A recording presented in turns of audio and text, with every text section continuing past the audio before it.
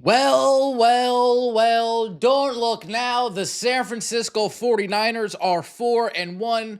Mac Jones leads them in overtime to defeat Matt Stafford and the Los Angeles Rams.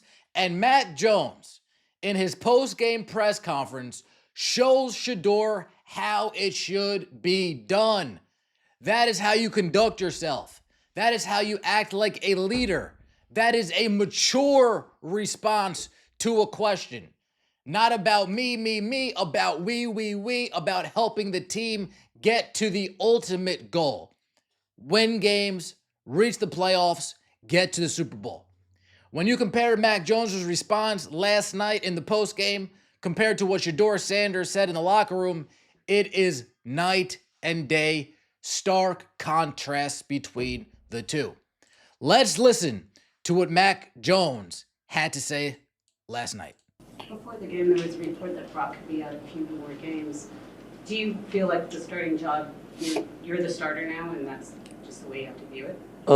I think, they brought me here to play as a backup, and that's my job, and Brock's the starter of this team, and right now he's dealing with something, and for him to go out there last week and play when he probably wasn't at full health, like he cares about this team, so I'm just trying to get some wins for him so it helps us down the line, and at the end of the day, that's what it's all about. Like, I've been in his position, I've been a starter, and you want your backup to go in there and win, because at the end of the season, that could be the hit or miss between a playoff or not. So, Mac Jones acting like an adult, acting like a first-round pick, acting like how a third-round pick, acting like how a fifth-round pick should behave.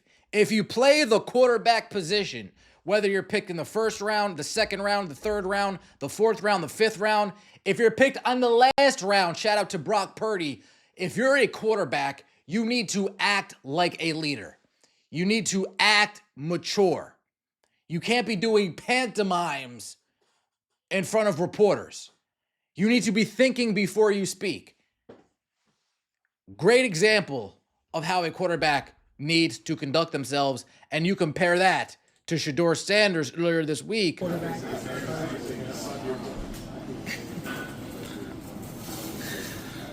Vocally, anything to say?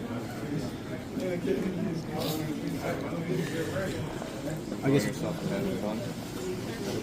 one more. What do you think you have to show to the coaches just to have that belief in you that you can be ready. What can you say? How much has Joe been important to both you and Dylan in terms of your guys' development to this point?